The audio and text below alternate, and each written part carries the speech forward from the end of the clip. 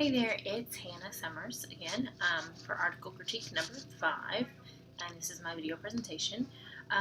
For this article, I was really excited about the topic. It was something that really intrigued me just by the title, and the title is Voice Classification and Vocal Tract of Singers, a Study of X-ray Images and Morphology, Acoustical Society of America, was the journal that it was in.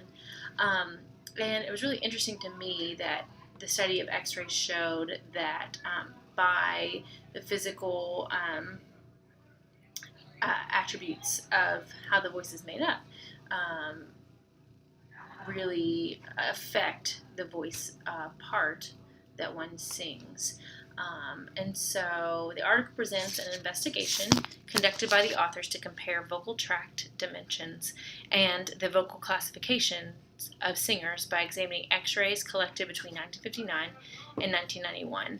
That's one thing that I loved about this study, was that it was over a large span of time, and several hundred different people were studied for this. I think there were over 300 that were studied, and then the ones whose x-rays were examined were about 124, and I'll have that data further along in this presentation, but I found that very interesting. The subjects were voice students of the University of Music, Dresden, Germany. Several aspects of the voice were studied. A prominent influence upon voice type appeared to be that of the length of the pharynx cavity, and I'll go into more detail about that. That was really interesting to me as well. The purpose of this study was the classification of singers is very important, mainly because if a singer is classified with the wrong voice type, this mistake can cause a lot of health or vocal issues and disorders. So let's say that a soprano was singing out of her range, or especially particularly a male voice singing out of his range could really cause damage, vocal nodules, nodes, and things of that sort that can really end a vocal career prematurely. And so this vocal classification, I believe, is very important and very vital to the health of the soloist. Okay, so moving on to the method. The admission records of 340 students, as I mentioned earlier, made up the material used for the study. Each student was unanimously classified by the vocal instructor panel using traditional voice types. Soprano, mezzo-soprano, alto, tenor, baritone, and bass. Let's see.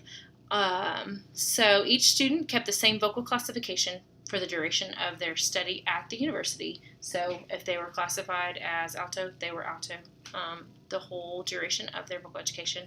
And the third thing that all of these students had in common were that each student in this study graduated as a solo vocal singer or voice singer from the Institute with an uninterrupted education. So stayed in it all 4 years, got the degree as a soloist.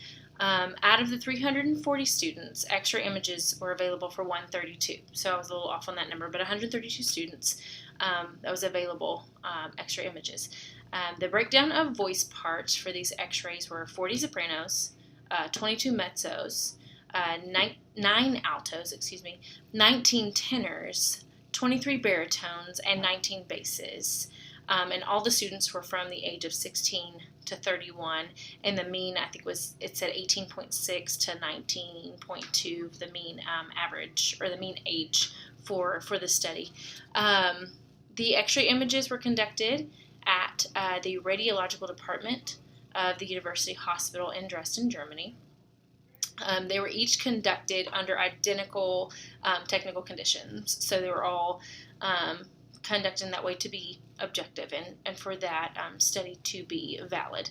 And so they showed a sagittal projection of the upper airways, the pharynx, larynx, proximal trachea, cervical vertebrae, skull base, and interior part of the skull were included in each profile. So those were x-rayed.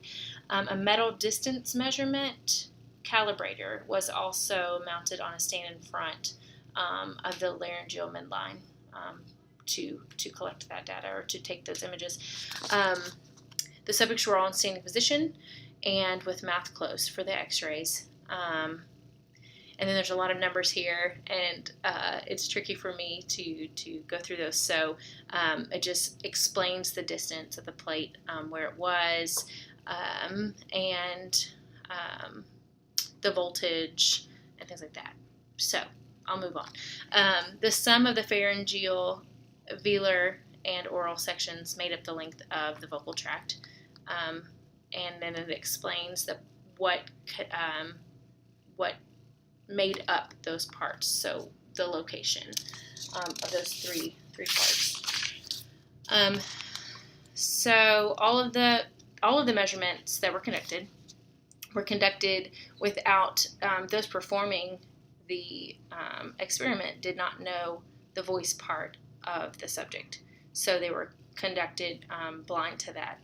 So that made the information again not biased, because they were only to compare that singer's the measurements without knowing where they were classified.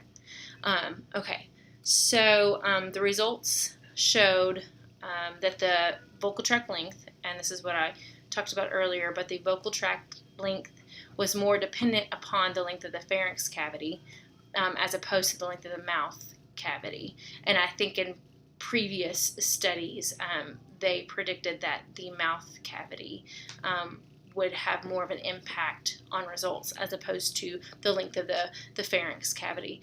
The vocal tract length and the length of the pharynx cavity was measured as the atlas glottis distance and was a stronger correlation. The mean value in the larynx position for female singers tended to be lower than the male singers. The glottis was located at a higher relative level in female singers compared to male singers.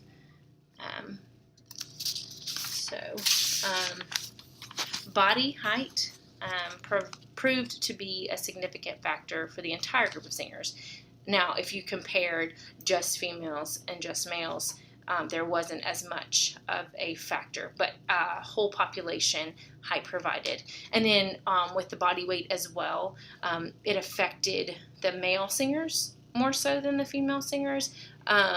So within genders, it wasn't as effective, but as a whole, it was, if that makes sense. So the prominent finding of this study was that the total vocal tract length differed systematically between voice parts. Sopranos tended to have the shortest vocal tract lengths, and basses had the longest. The effect relied more upon the length of the pharynx, like we talked about, than the length of the mouth cavity.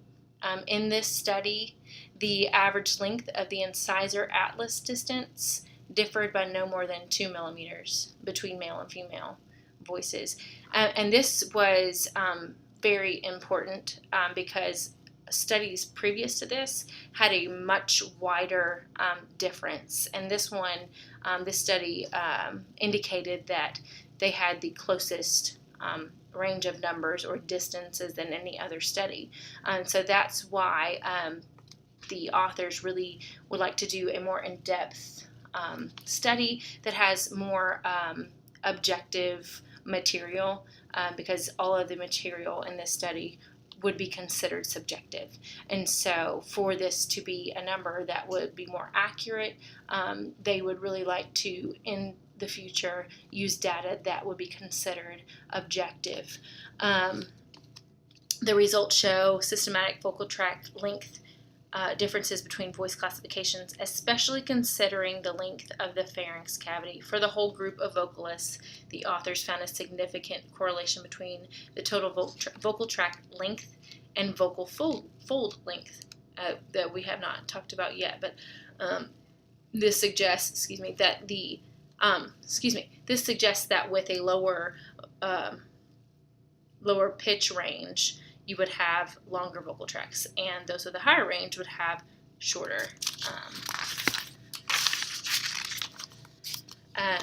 A correct classification for a singer's voice is very important.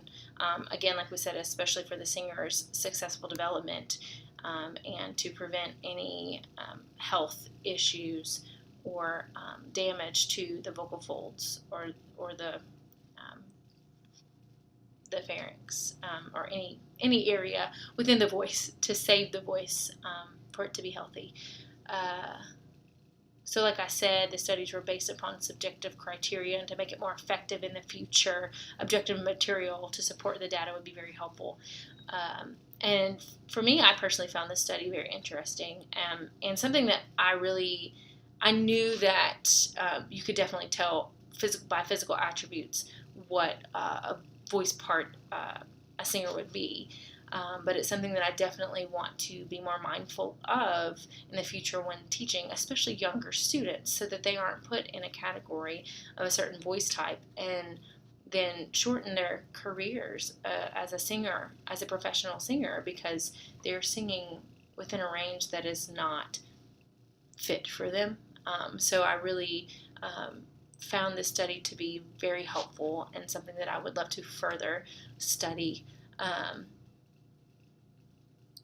So that concludes this article critique, and I hope you enjoyed it as much as I have. It's just very interesting to me to be able to find data, scientific data, that shows these things, so that we know that we have these outlets to study and understand our instrument better, so that we can be better teachers. And I thought this was something that was very beneficial and very supplemental for me as a future voice teacher and a current voice teacher, to be better and to understand the voice better. So thank you for taking your time, and this concludes my presentation. Thank you.